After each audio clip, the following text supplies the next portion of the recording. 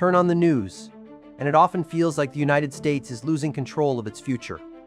But when you step back and examine the numbers, a very different picture begins to emerge.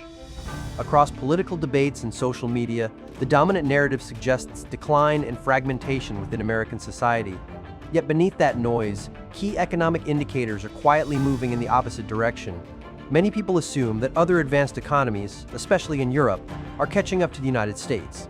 But in reality, the gap between them has started widening again in recent years. This creates a tension between perception and reality, where what people feel does not match what the data shows. That mismatch is where the real story begins to take shape. The question is not whether the United States has problems, because it clearly does in many areas. The deeper question is whether those problems are translating into actual economic decline. Because if they are not, then something far more interesting is happening beneath the surface. It suggests that the global system may still be anchored more heavily around the United States than most people realize. To understand this properly, we need to move away from headlines and look at structural trends. Only then can we see whether America is truly falling behind or quietly pulling ahead. If we look at economic output per person, adjusted for cost of living, a clear pattern starts to appear.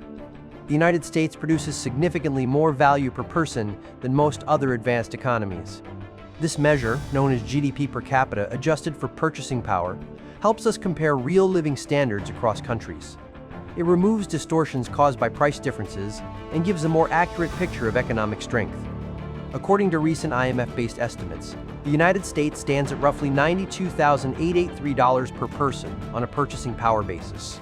This places it firmly ahead of most major developed economies when comparing real economic output per person. In comparison, major European economies like Germany, France, and the United Kingdom typically fall closer to $60,000 to $65,000.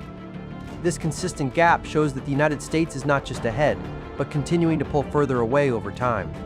When comparing the United States to countries like Germany, France, or the United Kingdom, the gap becomes difficult to ignore. Not only is the US ahead, but that lead has been increasing again over time.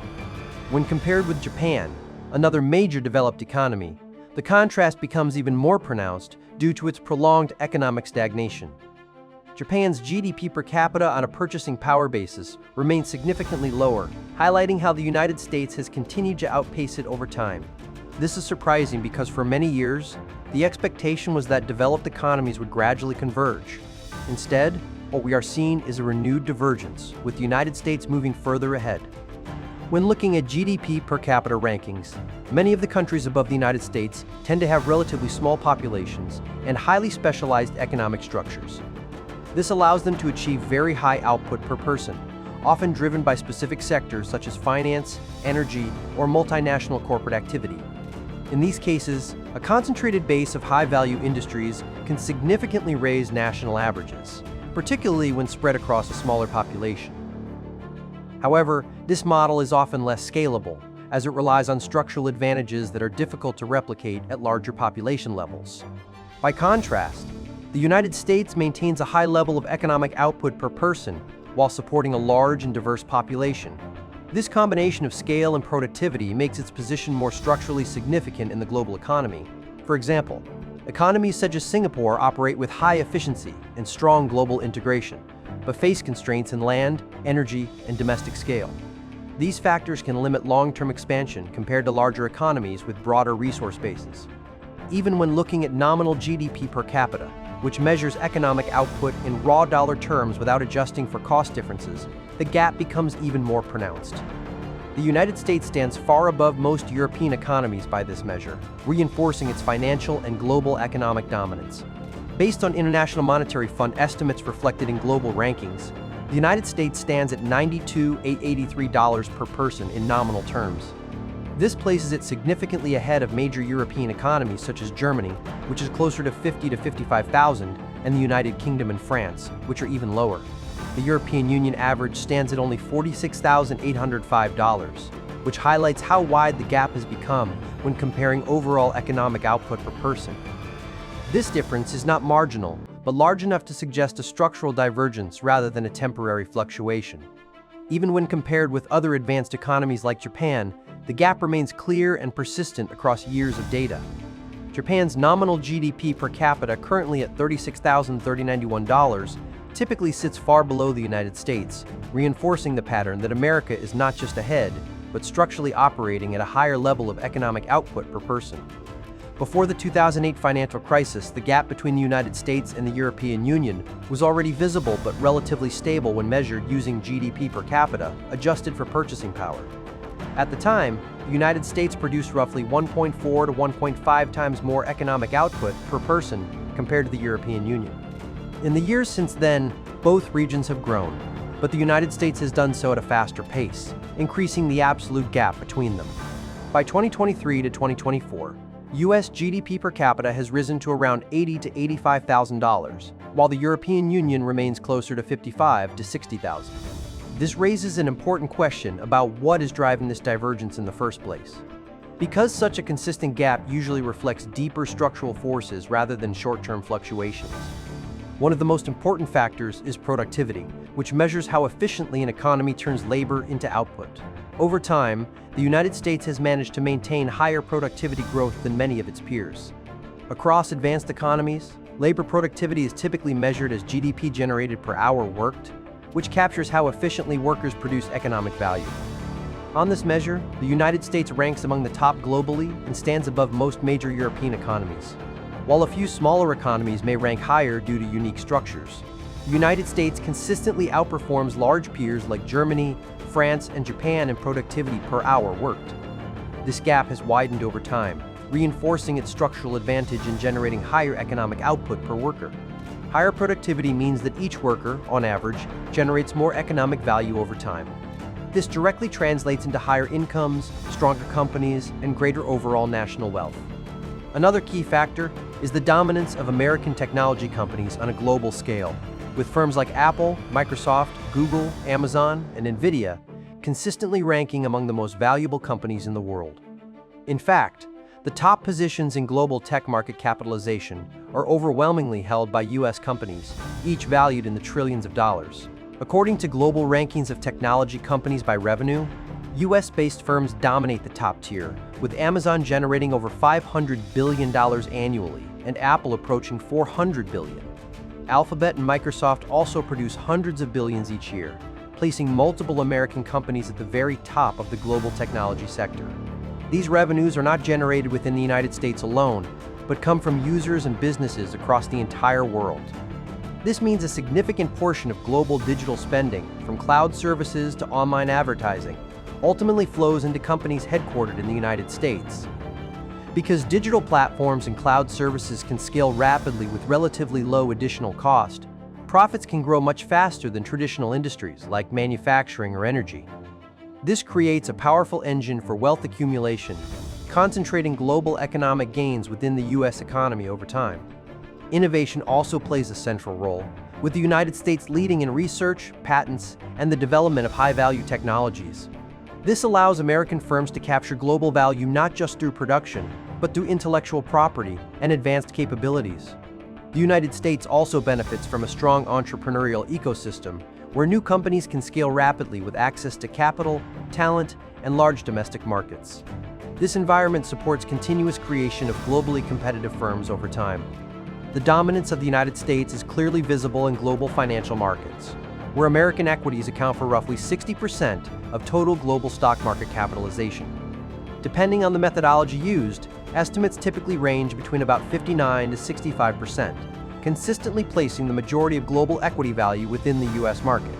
This means that more than half of the world's publicly traded corporate value is concentrated in a single country, far exceeding any other region or economy.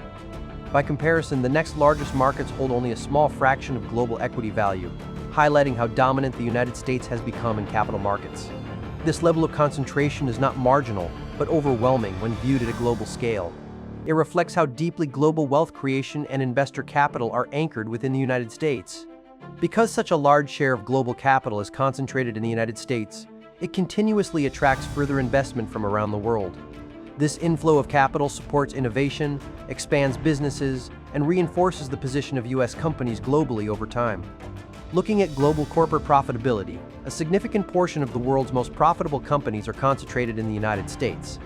In recent rankings, around 6 out of the top 10 most profitable companies globally are American, particularly in sectors like technology and finance. These include companies such as Apple, Microsoft, Alphabet, and JP Morgan, which consistently generate tens of billions of dollars in annual profit. Their dominance reflects not just scale, but the ability to operate at high margins across global markets.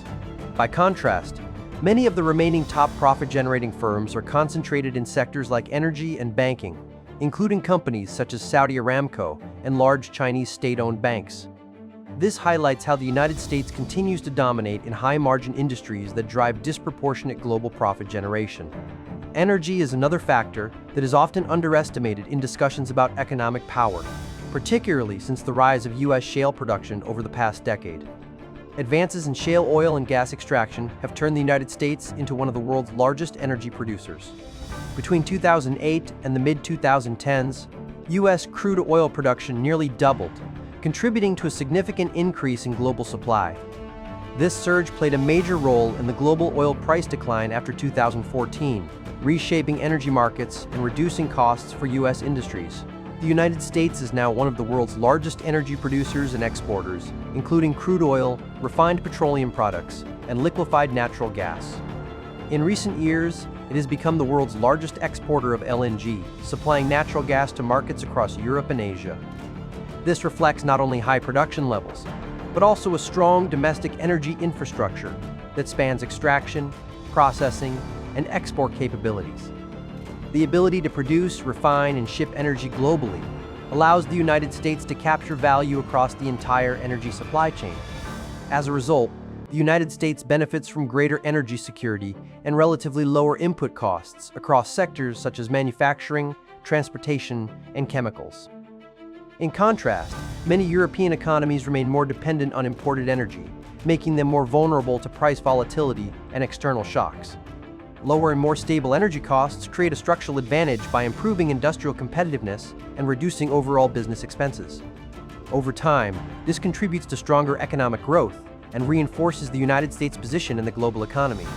Demographics also play a role, although it is less visible in daily discussions, particularly when looking at long-term economic potential. While the United States has a fertility rate of around 1.6 below replacement level, it continues to sustain population growth through relatively high levels of immigration. This steady inflow of people helps expand the workforce and supports a growing base of consumers across the economy. In contrast, many advanced economies such as Japan and parts of Europe face declining or aging populations, which can limit labor supply and reduce long-term growth potential. A growing population contributes to stronger economic momentum by increasing demand, supporting innovation, and maintaining a more balanced age structure.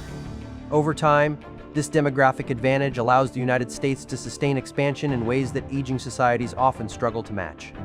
The United States also benefits from a strong higher education and research system that attracts talent from around the world. Many of these individuals remain in the country after graduation, contributing to innovation, entrepreneurship, and long-term economic growth. When you combine productivity, technology, capital flows, energy, and demographics, a pattern begins to emerge.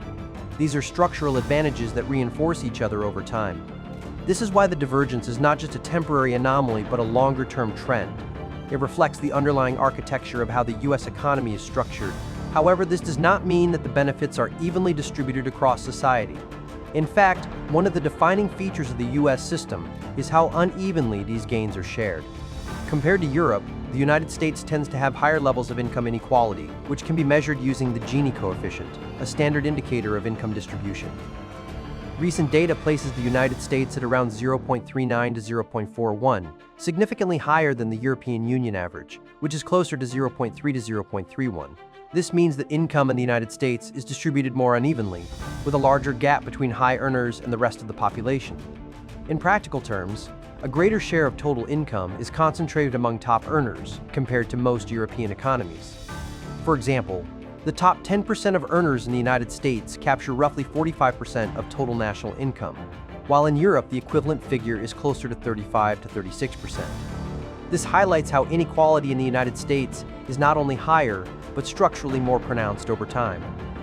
This creates a situation where many Americans are significantly better off than their European counterparts. But at the same time, a smaller segment of the population experiences much greater hardship. In a wealthy country, visible inequality can feel more extreme because of the contrast. The presence of immense wealth alongside poverty amplifies the perception of imbalance. This helps explain why the economic strength of the US is not always felt equally by its population. It also explains why the narrative of decline can persist despite strong aggregate performance. People tend to judge economic conditions based on personal experience rather than national averages. If those experiences are uneven, perceptions of decline can spread even when the overall economy is growing. Media coverage also tends to focus on conflict, instability, and crisis. These are more engaging than slow-moving structural trends, which receive less attention. As a result, the quieter story at economic divergence often goes unnoticed. Yet it may be more important for understanding the future of global power. If the United States continues to pull ahead economically, it will shape global trade, investment flows, and technological development. Other countries will have to adapt to that reality. For Europe, slower growth and structural constraints may make it harder to keep pace. This could influence everything from industrial policy to geopolitical positioning. For emerging economies, the dominance of US companies and financial systems creates both opportunities and dependencies. Access to American markets and capital remains critical for growth. The global financial system is still deeply connected to the United States, particularly through the dominant role of the US dollar in international finance. Around 60% of global foreign exchange reserves are held in dollars, making it the primary store of value for governments and central banks worldwide.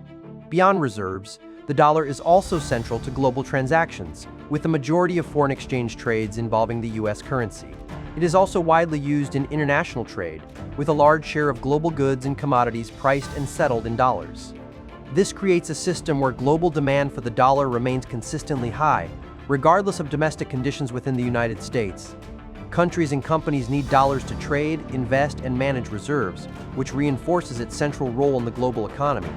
As capital flows into US markets, this demand strengthens the dollar and attracts even more investment into American assets such as equities and government bonds. This feedback loop gives the United States a unique financial advantage, allowing it to sustain influence over global economic conditions. This position also allows the United States to finance deficits more easily and maintain access to global capital at scale. Few other countries are able to operate within a system where their currency is so deeply embedded in the global financial architecture. At the same time, technological leadership allows the United States to set standards and shape innovation. This has implications for industries ranging from artificial intelligence to energy. Political and military influence also play a role in shaping the global economic environment in which the United States operates. While often discussed separately from economics, these factors contribute to the stability and structure of the global system. The United States maintains a global military presence that helps secure major trade routes and critical supply chains across regions such as the Middle East and Asia. This stability supports the smooth flow of global commerce, which is essential for modern economic activity. The United States alone accounts for roughly 1/3 of global military spending, far exceeding any other country in absolute terms. This unmatched scale enables it to project power globally and support the infrastructure that keeps international trade and finance functioning smoothly. At the same time, the combination of political influence and institutional leadership reinforces confidence in US markets and financial systems. Investors around the world continue to view the United States as a relatively stable destination for capital, especially during periods of global uncertainty. Cultural and digital influence is another dimension that has expanded significantly over the past decade, particularly with the rise of global streaming platforms and social media. Before the late 2000s, media consumption in many countries was largely shaped by local broadcasters and state-controlled channels. Today, US-based platforms such as Netflix, YouTube, and major social media networks have a global presence, reaching audiences across almost every country. This shift has allowed American companies to play a central role in how content is distributed, consumed, and monetized worldwide. As a result, cultural influence is no longer limited to exported films or television, but embedded within the platforms themselves. These systems help shape content standards, audience preferences, and digital ecosystems across different regions, extending US influence beyond traditional media. This means that influence is not only expressed through content, but through control over the infrastructure of global media distribution. Over time, this deepens the integration of global audiences into systems that are largely designed and operated by American companies. Together, these factors help sustain a system where capital, trade, cultural, and economic activity remain closely linked to the United States. Over time, this contributes indirectly to higher productivity, stronger companies, and increased economic output per person. This influence allows the United States to shape the rules and infrastructure of the global economy in ways that reinforce its central role. It creates an environment where economic activity increasingly flows through systems that are anchored in the United States. If current trends continue, the gap between the United States and other advanced economies may widen further. That would have long-term consequences for global economic balance. However, this trajectory is not guaranteed and could change if structural conditions shift. Economic systems are complex, and advantages can erode over time if not maintained. Still, the current direction suggests that the United States is not simply maintaining its position. It is, in many ways, extending its lead relative to other major economies. This brings us back to the central paradox of the story. A country can appear unstable or divided internally while becoming more dominant externally. Understanding that contradiction is essential for interpreting global developments accurately, it challenges the assumption that visible problems always translate into decline. Instead, it suggests that strength and weakness can coexist in different parts of the same system. This is what makes the current moment particularly complex. When people ask whether the United States is rising or declining, or whether it is truly becoming great again, the answer depends on which part of the system is being examined. Different indicators point in different directions, depending on whether the focus is economic, social, or political. In discussions about whether the United States is declining, it is important to distinguish between national economic performance and individual experience. While macro indicators show continued strength, not all parts of society benefit equally from these gains.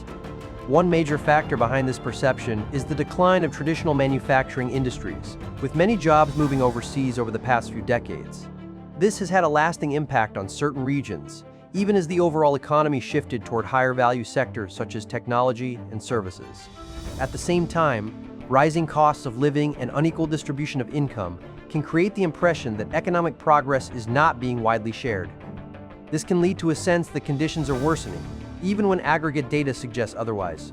The rise of countries like China also contributes to this narrative, as global manufacturing capacity has shifted away from the United States. While the US has moved up the value chain, the visibility of lost industries can shape public perception more strongly than gains in less visible sectors. For decades, the United States supported China's integration into the global economy, benefiting from lower production costs and expanding trade. As China's capabilities grew in scale and technology, this relationship gradually shifted toward strategic competition. In response, the United States has begun taking steps to reduce dependency in key sectors and reshape global supply chains, reflecting a broader recalibration of economic strategy. Economically, the data points toward continued strength and divergence from its peers. Socially and politically, however, the picture can look very different, with outcomes that are less consistent across the population. That duality is what makes the story both confusing and important. It forces us to rethink how we define national strength in a modern economy. Because in a globalized system, influence is not just about internal stability.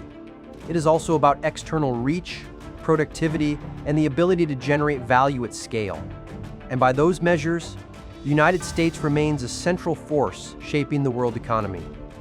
The gap may not be obvious in daily headlines, but it is visible in the data. If you found this breakdown useful and want more deep analysis like this, consider subscribing to the channel. It helps support the kind of content that goes beyond headlines and into the real mechanics shaping our world.